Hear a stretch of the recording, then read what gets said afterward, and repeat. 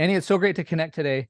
For the last 10 years, I spent a lot of time in the decision-making research, which has repeatedly led me to you and your work. However, when I told my wife that I was having you on the podcast, she started talking about you like she knew you better than I expected, because my wife is not deep in the decision-making research. And then she reminded me, she's like, Nate, she was our favorite contestant on The Apprentice back in 2009. Oh, And it I was so, wasn't expecting that. yeah, Okay. well, I wasn't either. It was so funny because for the last however many years, 10 years, you have been, the person I look to for great insights on decision making.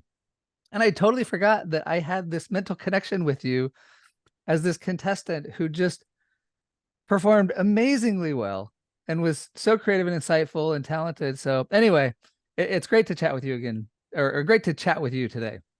Well, it's great to chat with you too. So Annie, as you think back on your incredible career, are there two or three lessons you've learned that you would most like to pass on to others? Yeah, I mean, I think, look, it depends on like how far back do I want the lesson to go, but I think that if I really reach back and I think about something that I'd really like people to understand, it's that I mean, not surprisingly, given the subject of my last book, which was quitting, it's really this idea that quitting isn't a bad thing. That I think nowadays, and I know I even felt this when I was heading off to college, we get this sense that we have to know as we launch into adulthood what we're going to do as an adult, what we're going to be. And once we sort of start down that path that we're really guessing at, right? Because it's probabilistic. We don't have that much information about who we're going to be as we grow up. We think we know a lot about who we're going to be in the years to come, but we actually don't know that much about ourselves, our future selves. And once we get started down a path, like we declare that I'm pre-med, or we declare that I'm going to college, but I want to go to law school, or in my case, I'm going to be a psychologist. It's very hard for us to pivot away because it becomes part of our identity. So we have kind of this twofold problem that we're trying to forecast who our future self is going to be. And we're making these guesses and we're declaring and we're sort of starting down a path that is really probabilistic. It's really, it's not 100%. And then once we start down that path, it's very hard for us to leave it without feeling like we failed. And I wish that I knew that I should have been doing lots and lots more sampling. Just try a bunch of stuff, figure out what you like. Once you like it, you should still be trying other stuff because it's okay to go pivot away from that. And I feel like for me, I really figured that lesson out when I was forced to pivot. I was forced to stop what I was doing. So I did 5 years worth of graduate school at the University of Pennsylvania, getting my PhD in cognitive science. As I was on the job market, I got really sick. And so I was forced to stop what I was doing. And when I was forced to stop it, that was when I discovered poker, which ended up being something that I really loved and was very good at. I ended up being a world champion. And then about 8 years into that, I started merging cognitive science and poker and giving talks to people in finance and business. And then in 2012, I stopped poker, started a foundation called the Alliance for Decision Making, Decision Education rather, started writing books, ended up back at Penn, finished my PhD. Right. So once I had that moment where I was forced to leave, I discovered that it wasn't so bad. But I wish that people would understand that don't wait until you're forced to, that you should be exploring much more, because that was the lesson that I learned. And I ended up maybe like one of those people who's like, oh, shiny objects. But the thing is that a lot of those shiny objects end up being like really cool and really fulfilling. And I think that people should be exploring a lot more than they do, and not being afraid to say the thing that I'm doing, either I don't love, or I loved it, but I no longer do, or I love it, but I think there might be this other thing that I love more. Yeah, so great. and just lots of thoughts. I'll try and be brief. Bob Sutton, who I interviewed recently, professor at Stanford, he says, first of all, not everything we're doing is worth doing well. Right. And That's right. we don't have to just reach the pinnacle of whatever we've decided. Uh, I was listening to a psychologist recently, and they said you have to be really careful about doing those things that you're exceptionally good at, but that don't bring you happiness or fulfillment, because you can get trapped. And I love the way you started. This is a probabilistic environment, and we feel like, and that's, we were talking about Don Moore before we got on, and when Yeah. Don came on the podcast, that was his number one lesson, was think probabilistically. And we feel like, well, if we've set a goal for A, we have to achieve A, and if we don't achieve A, we're a failure. But if we're thinking probabilistically, it's like, no, I think I'm going to pursue A, and I really like A. But thinking probabilistically allows us to more easily transition and find something that's more exciting. And then the last thing that I was thinking about is Nassim Taleb, author of The Black Swan. He talks so much about the value of tinkering, and Yep. the reason our economy thrives and we've created one of the greatest economies in the history of the world is because people are allowed to tinker. Nobody knows the future, but the more Yep. you can encourage and motivate people to tinker, the more likely we are to have major breakthroughs. Yeah, I mean, to be fair, it's the problem with central planning, right? Yeah. Is that you put a stake in the ground and you're putting all your eggs into baskets where you're trying to project out many, many years. And it's not just that luck can intervene. So like in my case, right, I got sick. So luck was intervening. But it's also this issue of when you're trying to make these forecasts about what you think is going to be worthwhile going forward, you're making under conditions where you have very little information. Yeah. And it's not just information that you might discover about the world. It's also information that you might discover about yourself. And I think that's such an important lesson, is that we think we know what our preferences are. We think we know what we're going to value. We think we know what is going to bring us happiness. But just as much as we need to tinker about like products that we might be developing or research lines that we might want to pursue or business strategies, we also have to tinker about ourselves. We have to experiment to see what are the things that we like and dislike. So when we make a guess, right? When we say, I think for right now, given what I know about myself and about the world, this is the best thing for me to pursue. We need to be open-minded to the fact that in pursuing that, we may discover things about ourselves.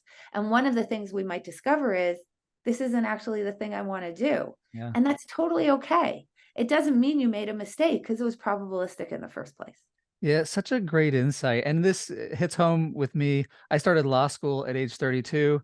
I started my PhD at age 35. I started my postdoc and on and on. So I didn't get my first tenure track job until I'm like 40, but I just felt like I kept finding better stuff for me. Exactly. And as we experiment, we get more information. Well, such a great lesson, Annie. Any other lesson you'd like to share before we wrap up? So this is a lesson that's really been on my mind lately. I think that people talk a lot about how in the information ecosphere that we live in, people are trying to fool you, right? So they talk a lot about misinformation, disinformation, people lying. And the thing that actually concerns me much more is that most of the fooling is us fooling ourselves, in the sense that I think that there's so much information out there that would totally survive a fact check, but we don't know how to model that information. We don't know how to figure out like what's true and what's not true. So I'll give you a couple of examples, because I think it's so important for people to understand that just because something survives a fact check doesn't mean that it's true. And you have to, true in the sense of the truth, right? Like the right model of those facts. So let me just give you two examples to try to explain what I mean, because it's been something that's been actually really concerning to me recently. Here's one. Back about a year ago, I think, the stock market dropped 3,000 points in one day. So if you go and you fact check that, yes, the stock market dropped 3,000 points in one day. But what people were saying was it was the largest stock market drop in the history of the market. And that's not true. because you have to think about what the total stock market is, right? So you have to ask out of how many. And once you ask out of how many, Black Monday, that 500-point drop in the 80s actually turns out to be by far the largest drop, because the stock market at that time was, I think, I'm not even sure if it was 2000, whereas the 3,000-point drop was occurring when the stock market was like 33,000 Yeah, or in terms of 35,000. percentage, much less. Much less. So like, there's a good question that you need to ask yourself, is out of how many. Here's another example. So a lot of people were touting this statistic that came out that in August of 2022, the majority, 58% of the people who died from COVID were vaccinated. So if you go and you look that up, it'll totally survive a fact check, right? That's true in the sense of it's factual. Mm-hmm. But the problem is, how do you model that? And what I saw a lot of people taking from that is, oh, look, vaccines aren't effective. That we told you so, whatever. Or people who thought vaccines were effective are now looking at that and saying, are vaccines effective? But again, you have to ask so many more questions. You have to say, well, what percentage of the population is vaccinated? Because we can think about a situation like where 99% of the population is vaccinated, then if 58% of the deaths are coming from vaccinated people, it sounds like they're pretty good. And in fact, and it wasn't in any of the articles, 80% of the population was vaccinated at that time. So already it sounds better. But then you also have to say, well, who's getting vaccinated? Older people tend to be getting vaccinated. So we should really be matching vaccinated people to unvaccinated people and see what that ratio now looks like. Because young people are less likely to get vaccinated, but also less likely to die. And it turns out that once you match for age, once you adjust for age, vaccines were 5 times more effective at preventing death compared to unvaccinated populations. So this is a good example of, like, I read that statistic in the Washington Post. Like, they're trying to tell you the truth. They're not lying to you. But if you don't have the tools to be thinking about, like, okay, but what does that number actually mean? What does that fact actually mean? You're going to end up fooling yourself a lot. And I think that we need to become much more literate about understanding, like, some simple questions. Like, and I would just tell people the 2 big things that I want you to ask whenever you hear a fact is, out of how many? It's one of the most important things. Out of how many, and in comparison to what? And I feel like if people would just take those two things, out of how many and in comparison to what, people would be so much better in terms of their information literacy, in terms of really understanding, when we get these numbers and these facts thrown at us, like, what does it mean? Out of how many and in comparison to what? I am so glad you came up with those 2 questions. I was just thinking the other day, I was reading something controversial, and there were 2 different sides. And I started thinking, like, anytime I hear one side of a story and I'm going to report it, I want to always say, well, here's the most generous interpretation of the facts from the other person's point of view. Because I feel like I've just been so wrong so many times, where you hear something and you get, so convinced that you're right, or, we become overconfident in the accuracy of our knowledge. And so that was just like a little trick that I was just thinking about just in the last couple of days, like, what is the most generous interpretation possible for the other side? And so I love when you're talking numbers and facts that we're reading in the newspaper online. I said the newspaper. I don't read the newspaper. Maybe you still read the newspaper. Out of how many and in comparison to what? Such a great technique. And by the way, it's not just like things that you're going to see in the media. It's like, let's say that you're in business and you notice that, let's say that you think about, like, what are the sales that you're closing, right? So what are the sales that you're closing? And you notice that there's some feature of the sales that you're closing, right? So let's say that you notice that the feature of the sales that you're closing is that the companies that you're interacting with, that you're closing, happen to be in a particular stage, right? Like, let's say that they happen to have a certain band in terms of their revenue. Okay, so now you decide based on that. Let's say they're mid-sized, right? Mid-sized SaaS companies, and you seem to be closing them. Okay, so now you might look at that and say, look at this, like 80% of our sales are mid-sized SaaS companies that we're closing. So we should be focusing on that market. And that seems like a totally reasonable conclusion, right? That means that that's a great market for you. But not if it turns out that those are the sales that you also don't close. Yeah. Right. So let me actually give a better example than that. I'll give you a better example than that. Let's say that you're an investor and you're investing in companies, which means that you're investing in people. And you say, I used to think that if a founder was 40 or over, that I shouldn't invest in them. I used to think that. But then I looked at our most successful companies and I realized that a very high percentage of them were 40 and over. So maybe I shouldn't be, maybe that is something I should be wanting to only invest in people who are 40 and over. So it turned out that actually 50% of the successful founders that I invested in were over 40. So that seems like a very reasonable conclusion to draw. But then you also have to ask, but wait a minute, what about the unsuccessful founders? Yeah. Right? Because it could turn out that like 80% of the unsuccessful founders were over 40, and that age actually isn't a particularly good signal. But the problem is that when we only look at one thing, which is like, well, what are the features of the successful founders? We may not see that they are the same features of the unsuccessful founders. Here would be another example. I used to think if you were a college dropout, that was bad in terms of being a founder. So I was looking at our most successful founders, and I figured out that like 70% of them are college dropouts. So now I feel like I should specifically be looking for college dropouts to invest in.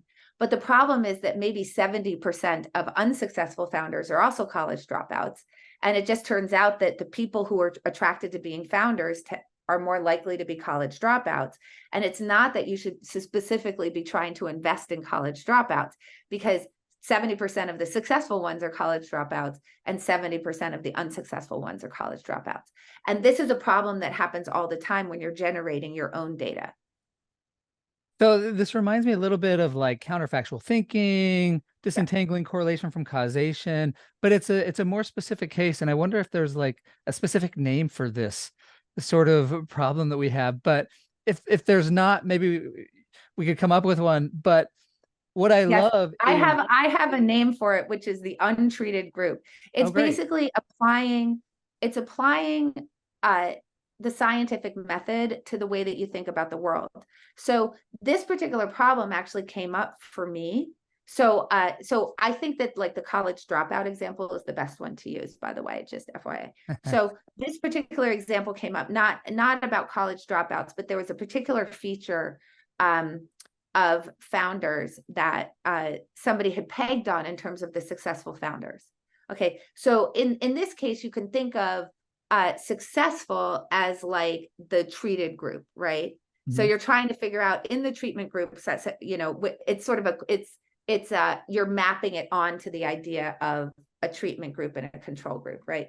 So in this case, you're saying successful, right? So you're trying to take that group of people and you're saying, okay, what's the feature, right? What are we looking at in terms of college dropout, right? And it turns out, oh, I thought being a college dropout was bad, but actually 70% of our successful founders are college dropouts. So therefore, now you're taking it to the causation.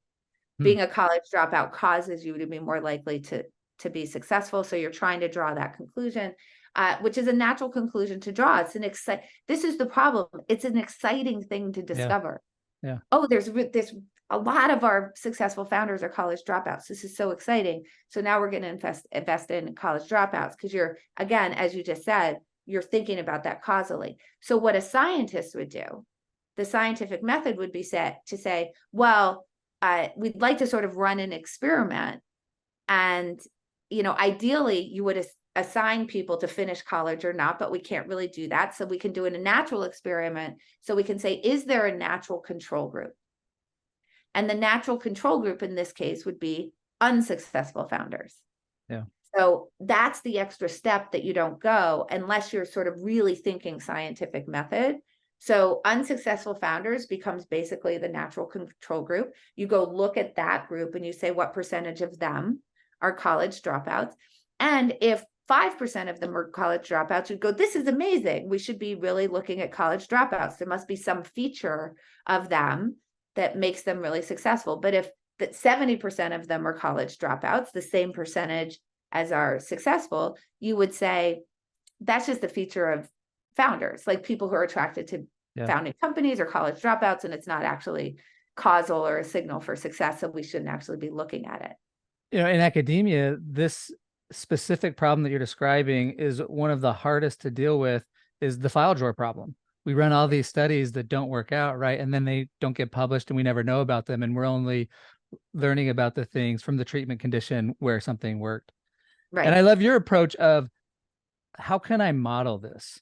So anytime we get information, like, how can I use this data to inform my decisions? And hopefully with that extra bit of cognition, plus your 2 questions, that will motivate us and give us a guideline for how do we think more deeply about this and how can we use this to actually make better decisions?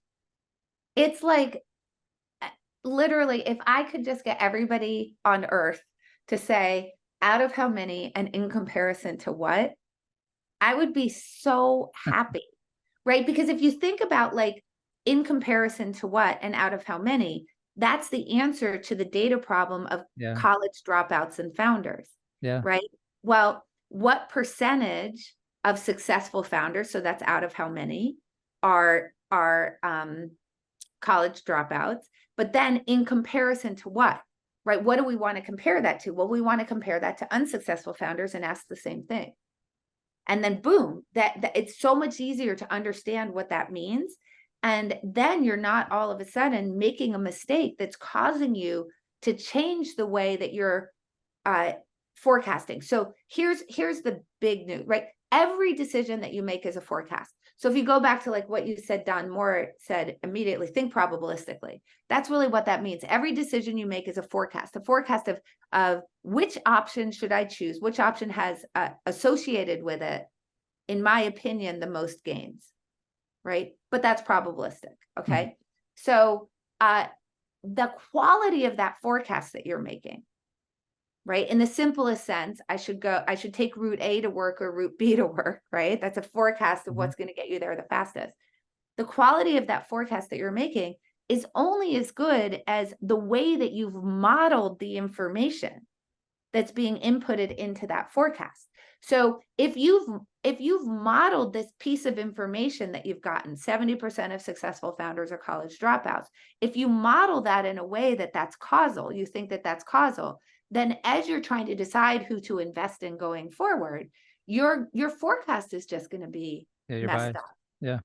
It's going to be wrong because the way that you modeled that fact is wrong. And again, this is the thing that concerns me the most, is that would survive a fact check, right? It's a fact that you produced. It's true, but you model it wrong. And that makes your decisions going forward wrong.